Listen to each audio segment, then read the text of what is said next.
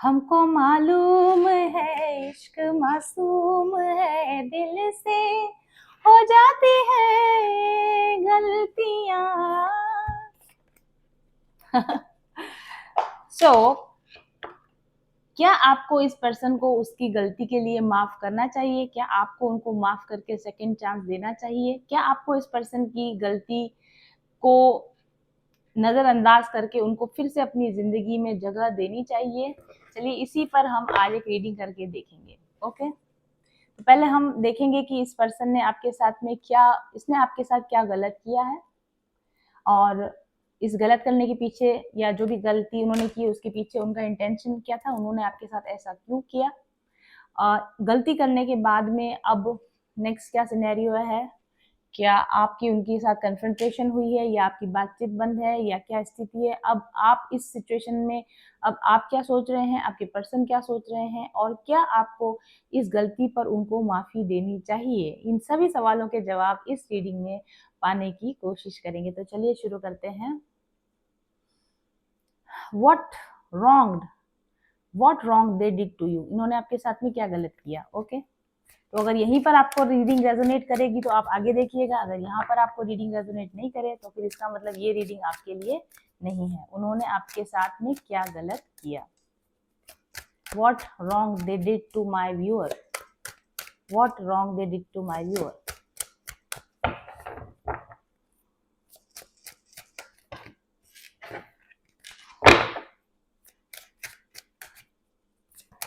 Oh, oh my God, this is a serious mistake, ma'am, sir, watching this reading. 4 of Wands, ये आपके husband हो सकते हैं या आपकी वाइफ हो सकते हैं, या आपके साथ किसी तरह के सीरियस कमिटेड रिलेशन में हो सकते हैं। आपको लगता था कि ये पर्सन आपके साथ में लॉन्ग टर्म रिलेशन बनाने वाले हैं, ये आपके साथ मैरिज करेंगे, या इनकी आपके साथ ऑलरेडी मैरिज हो चुकी होगी, या आप इनके साथ में अपनी लाइफ को, अपना लॉन्ग टर्म फ्यूचर देख रहे हैं। बहुत सारे लोगों के लिए ये आपके हस्बैंड या आपकी वाइफ हो सकते हैं।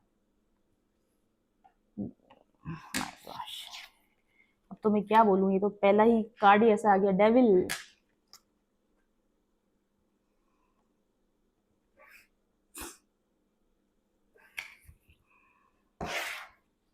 ओ oh oh, this is serious. Okay, this is not a joke. जो गलती इन्होंने की है, इट्स नॉट अ जोक।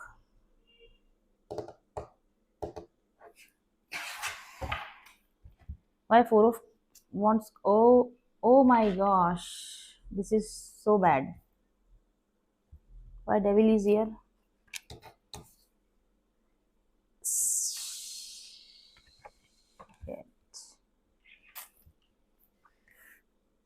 देखिए, इस पर्सन ने आपके साथ में या तो मैरिज की या मैरिज का वादा किया, या आपको ऐसा लगा कि ये आपके साथ लॉन्ग टर्म रिलेशन में जाने वाले हैं, और आपके साथ मैरिज करने के, आपके साथ मैरिज होने के तुरंत बाद 8 of Cups, ये आपसे वॉक अवे कर गई, आपसे दूर हट गई, या इन्होंने आपको ऐसा शो किया कि ये रिश्ता उनके लिए कोई मायने नहीं रखता, ये रिश्ता उनके लिए कोई, वो इस रिश्ते को पूरी तरीके से,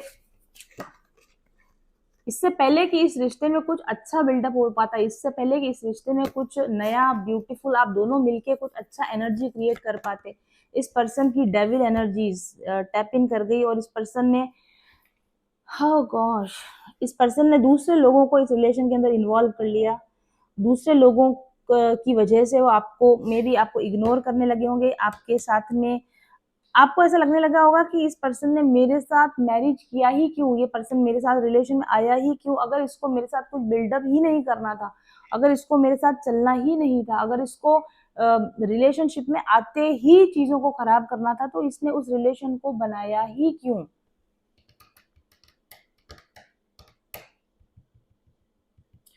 बहुत सारे लोगों के लिए मुझे ऐसा लगता है, yes, it is a case here, it is a case here. You, the marriage, the commitment that happened, इस ये पर्सन जो है ना, वो एक अवॉइडेंट अटैचमेंट स्टाइल का, इसका अवॉइडेंट, इसका जो अटैचमेंट स्टाइल है वो अवॉइडेंट अटैचमेंट है। मतलब कि ये पर्सन डीप कमिटमेंट से, लॉन्ग टर्म रिलेशन से बचता रहता होगा, लोगों के साथ में ज्यादा अच्छे लंबे लॉन्ग टर्म रिलेशन बनाने से इंसान बचता रहता होगा, क्योंकि इसका फितरत अवॉइडेंट अटैचमेंट की है, ठीक है। लेकिन somehow because there was so much love, और मे बी आपके साथ उनको इतना अच्छा फील हुआ या आपके साथ उनको इतनी स्टेबिलिटी फील हुई कि वो अपनी टेम्पटेशन पे काबू नहीं पा सके उस समय में, फॉर दैट पर्टिकुलर टाइम वो अपनी टेम्पटेशन पे काबू नहीं पा सके, और उन्होंने अपने उस जोन में आपको मैरिज कर लिया आपसे, या उन्होंने आपके साथ में कमिटमेंट का वादा आपसे कर दिया। लेकिन शॉर्टली आफ्टर, जैसे क्योंकि बहुत सारे फियरफुल अवॉइडेंट और या जो अवॉइडेंट अटैचमेंट स्टाइल वाले होते हैं ना, उनको अलग अलग पॉइंट पर ट्रिगर होती है, उनकी इनसिक्योरिटीज अलग अलग पॉइंट पर ट्रिगर होती है। Marriage was the trigger point for this person. जैसे ही आपका और इनका रिश्ता एक कमिटेड रिश्ते में कन्वर्ट हुआ, जब तक ये रिलेशन कमिटेड रिलेशन में नहीं बदला होगा ना, तब तक तो ये पर्सन आपको चेज करता रहा होगा, ये आपको लगातार आपके पीछे जाते रहा होगा, आपको इंपॉर्टेंस देते रहा होगा, आपको ये अश्योर करता रहा होगा कि ये एक बहुत ही बैलेंस ब्यूटीफुल रिलेशन बनने वाला है। और जब आपको इस पर भरोसा हुआ और आपने इसके साथ कमिटमेंट में जाने के लिए आप रेडी हो गए कि ठीक है चलो इसको एक ट्राई देते हैं, इस रिलेशन को एक ट्राई देते हैं, लेकिन ये जैसे ही ये रिश्ता एक कमिटेड रिश्ते में कन्वर्ट हुआ, इस पर्सन की इनसिक्योरिटीज सरफेस कर गई, ठीक है।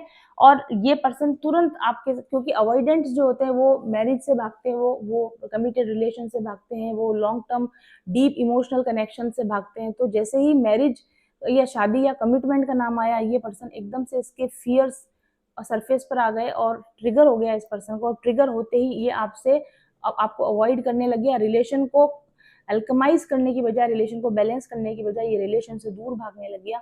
और रिलेशंस, इस रिलेशन को मतलब आपके साथ के अपने रिलेशन को अवॉइड करने के चक्कर में इसने थर्ड पार्टीज को इन्वॉल्व कर लिया, और बिना बात की बेसिर पैर की आपसे पंगे मोल लेने लगा होगा, लड़ने झगड़ने लगा होगा।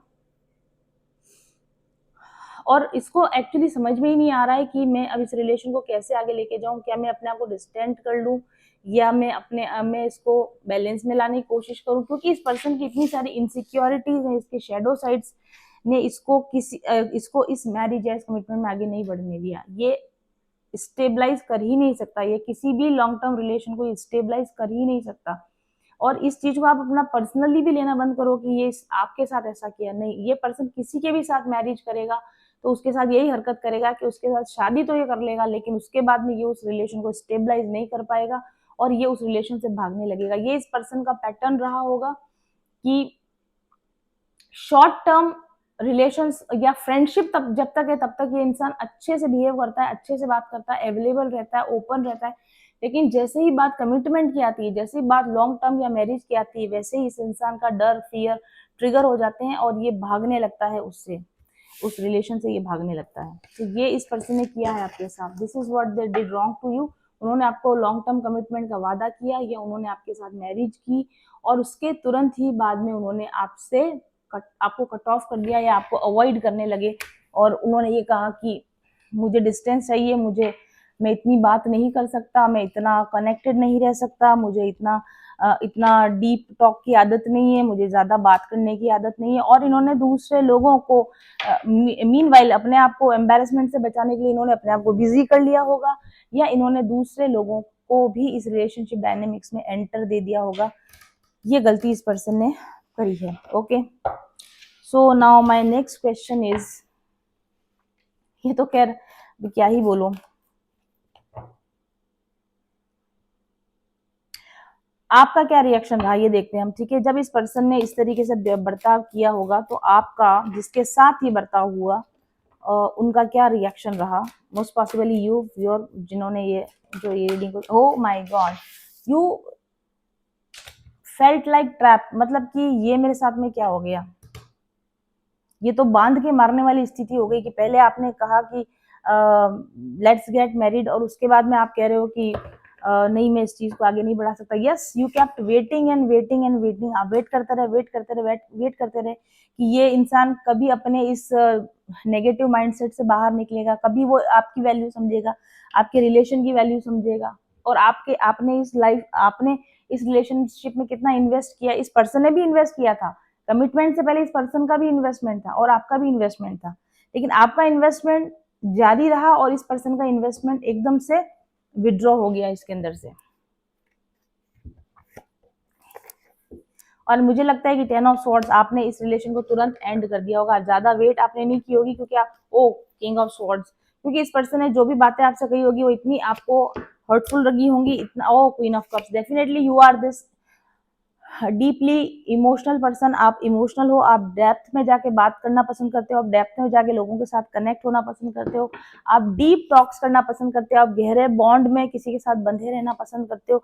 लेकिन ये पर्सन है यहाँ पर पूरी तरीके से किंग ऑफ स्वॉर्ड्स, जिसको कि किसी और की पड़ी नहीं है, उसको सिर्फ अपनी पड़ी है, अपने काम से काम किया, अपना मतलब से मतलब किया, और उसके बाद तुम कौन और हम कौन वाली स्थिति में इस पर्सन ने आपको डाला होगा, आपको कंटिन्यूअसली इसने इग्नोर किया होगा, आप कुछ समय तक इसमें वेट करते रहे या कुछ समय तक समझने की कोशिश करते रहे, फिर आपको लगा कि नहीं अब मुझे यहाँ पर और इन्वेस्ट नहीं करना है, और आपने इस रिलेशन का 10 ऑफ स्वॉर्ड्स एंड कर दिया।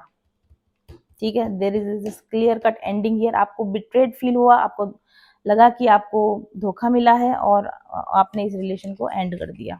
Okay, so now after ending of this relation what this person is feeling तो मुझे नहीं लगता इस पर्सन में कोई फीलिंग्स है, बाकी तो इस चीज को आपको पर्सनली लेने की जरूरत नहीं है कि ये इंसान किसी भी पर्सन के साथ में लॉन्ग टर्म रिलेशन नहीं बना सकता है।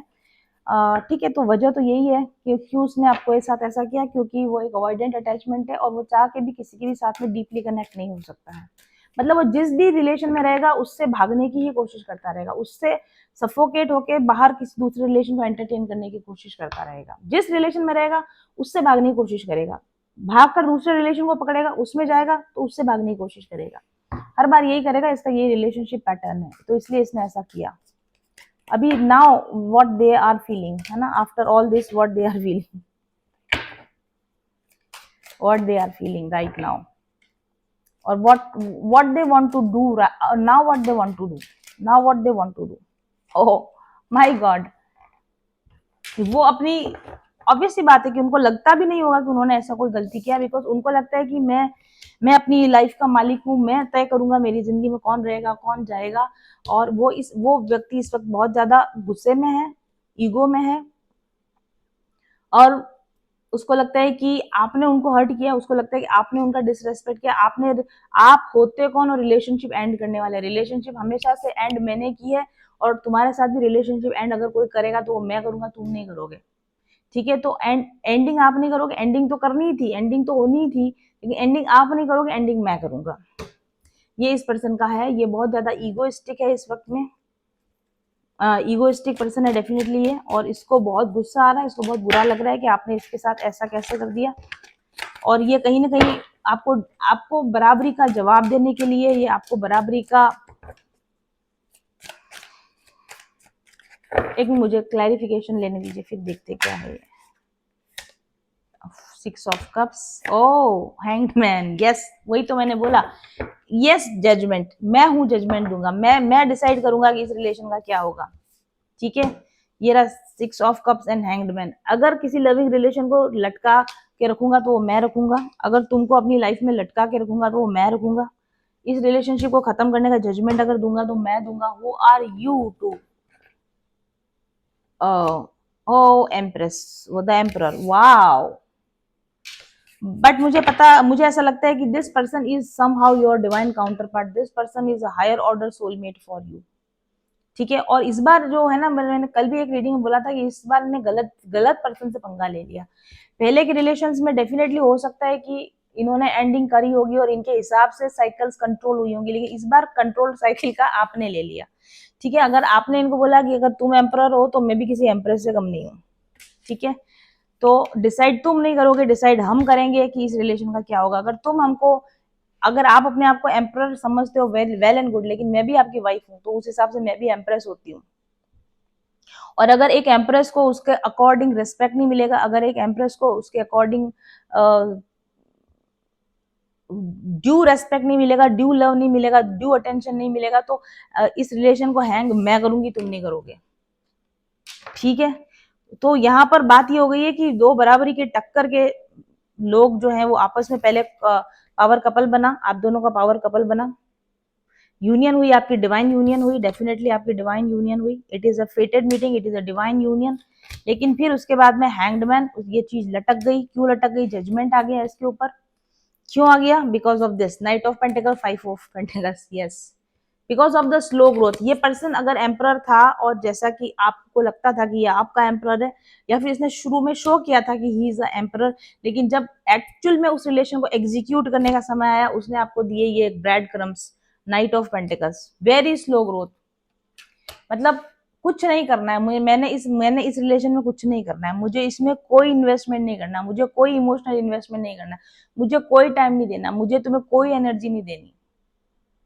शादी कर लिया, अब एक फर्नीचर की तरह सड़क में कहीं पड़े रहो, कुर्सी की तरह, टेबल की तरह, चेयर की तरह पड़े रहो, मुझे मत बताओ कि तुम मेरी लाइफ में कहाँ हो, क्या हो, I you don't exist in my life.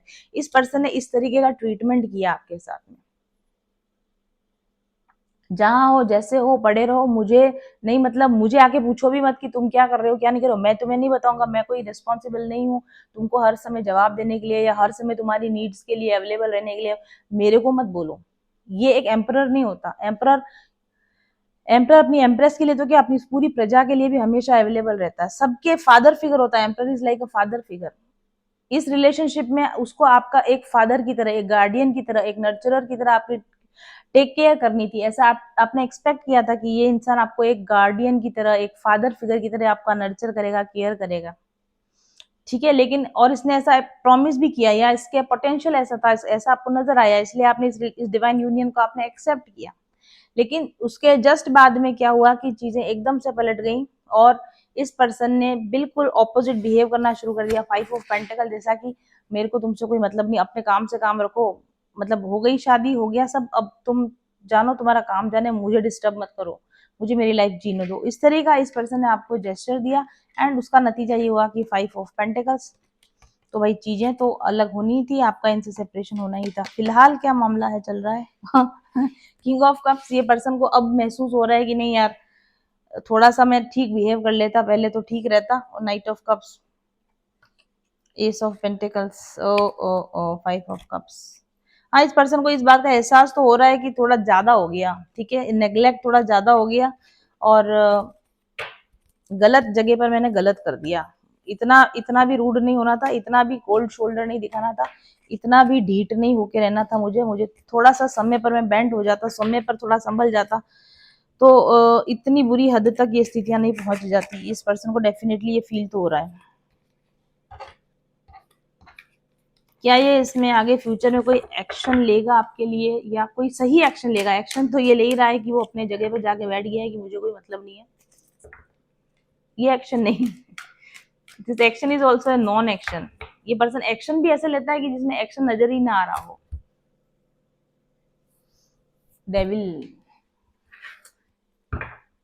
इसकी अपनी खुद की कमजोरियां, इसकी अपनी जो फॉल्टी पर्सनैलिटी है, इसका फॉल्टी अटैचमेंट स्टाइल जो है, जो अवॉइडमेंट स्टाइल है इसका अटैचमेंट का, वो इसको सही एक्शन लेने ही नहीं देगा, ठीक है। इसका दिमाग जो है ना, एक नेगेटिव डेविल एनर्जी से अफेक्टेड है, ठीक है। ये डेविल एनर्जी इसको सही तरीके से सोचने ही नहीं देती, सही तरीके से डिसीजन लेने ही नहीं देती, सही तरीके से एक्शन करने ही नहीं देती। अंदर का इसका जो फियर्स हैं, इसके अंदर के जो इसके रिजेक्शन वुंड्स हैं, अंदर से इसके जो अबैंडनमेंट वुंड्स हैं, वो चिल्ला चिल्ला के उसको बोलते हैं कि तुम्हारी कोई गलती नहीं है, यू आर द विक्टिम, गलत तुम्हारे साथ में हुआ है, तो तुम क्यों एक्शन लोगे? क्या ये पर्सन कोई एक्शन लेगा फ्यूचर में? पॉजिटिव एक्शन, कोई सही action?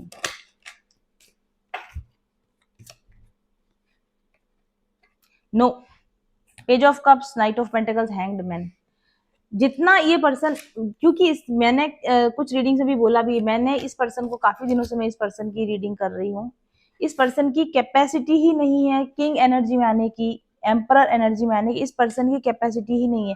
Page night, page night, page night, ठीक है। ब्रेड क्रम्बिंग करना, फेक प्रोमिस देना, फेक इमोशन शो करना, फेक बॉन्डिंग शो करना, और उसके बाद चीजों को लटका देना, खत्म कर देना, अंधेरे में भटका के रखना, क्लियरिटी ना देना, लोगों के साथ में माइंड गेम्स खेलना। हाँ, यही इस व्यक्ति का पैटर्न है। इस पैटर्न से आगे चल के ये व्यक्ति कुछ नहीं कर सकेगा, कुछ नहीं कर सकेगा। देयर इज नो होप कि ये इससे बेटर आपके लिए कुछ भी कर पाएगा। So should you give this person a second chance? 7 of swords देखा मैंने। दिस पर्सन इज, ये सच्चे प्यार के नाम पर ये इंसान एक तरह का फरेब है। सच्चे प्यार के नाम पर ये इंसान फरेब का गेम खेलता है। सच्चे प्यार के नाम पे ये इंसान धोखाधड़ी का गेम खेलता है, और एक पर्सन के साथ गेम खेल के ये तुरंत दूसरे पर्सन की तरफ रवाना हो जाता है। इसको दूसरी थाली में हमेशा घी ज्यादा नजर आता है, इसको ग्रास हमेशा दूसरी साइड पे ग्रीन ज्यादा नजर आती है। जहां ये रहेगा वहां पर इसको लगेगा कि नहीं, ये सही नहीं है, मुझे इससे बेटर मिल सकता है, मुझे इससे बढ़िया मिल सकता है। तो ये कहीं भी किसी भी रिलेशन में कभी भी स्टेबल नहीं रह सकता है। क्या आपको इस पर्सन को सेकंड चांस देना चाहिए? ओ oh O page of pentacles. मैंने अवॉइड किया था इस क्वेश्चन पे इसको, लेकिन अभी फिर वापस वही कार्ड आ गया, page of pentacles. Why page of pentacles? क्या आपको इसको दूसरा चांस देना चाहिए?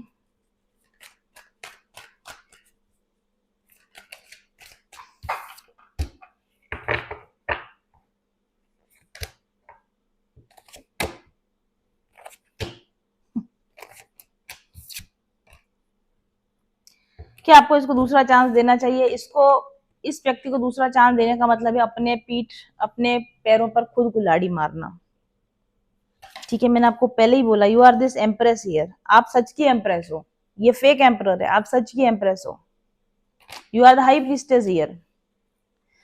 You deserve a hierophant. You're a power couple. This is power couple.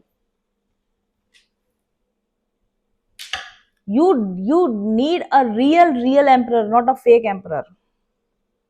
आप हाई प्रीस्टेस हो तो आपको अपने ही लेवल का spiritually grown, mature, highly committed partner की आपको जरूरत है। ये पर्सन क्या दे सकता है आपको? नील बटे सन्नाटा। ठीक है, ढाक के 3 पात। ये पर्सन चाहे 10 बार भी रिटर्न होके आपकी तरफ आ जाएगा, लेकिन जिस तरीके का फुलफिलिंग लव आपको इसको आपको देना चाहिए, जिस तरह का फुलफिलिंग लव आप डिजर्व करते हो, ये प्रॉमिस करेगा जरूर कि अब की बार I will come right, I will do right things. But ये अल्टीमेटली फिर वही साइकिल रिपीट करने वाला, बिकॉज इस पर्सन का स्टाइल अवॉइडेंट अटैचमेंट स्टाइल है।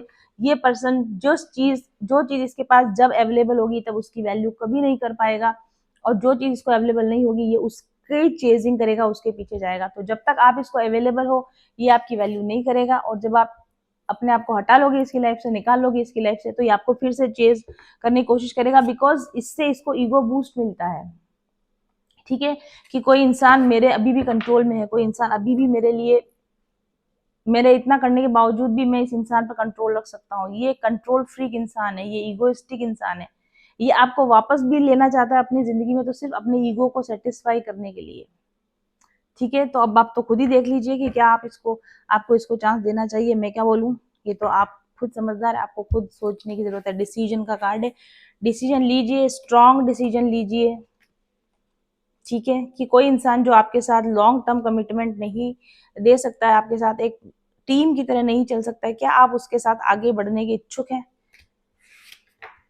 अगर इच्छा है आपकी अभी, और मे भी आपको अभी और ठोकर खाना लिखा होगा, अभी आपकी लाइफ में और लेसन सीखना लिखा होगा, अभी आपको और धोखा खा के सीखना लिखा होगा, तो आप इसको चांस दोगे, ताकि आपको एक बार फिर से डिच करेगा, ताकि आपको एक बार फिर से परेशान करेगा, फिर आप और रोगे, फिर आप और तड़पोगे, फिर आप और रीडिंग्स देखोगे। ऐसे कर करके जब आपको आपकी अक्ल सच में ठिकाने आ जाएगी, तो शायद फिर उसके बाद में आप इस पर्सन को छोड़ पाओगे। और अगर नहीं, आपके पास अभी इतनी ठिकाना नहीं लगा है आपका अक्ल का, तो ठीक है, लेके चलो इसको साथ में। ठीक है, और अपनी सेल्फ रेस्पेक्ट की बैंड इसको अभी और बजाने दो आप। तो ये थी रीडिंग आज के लिए। Thank you very much for watching.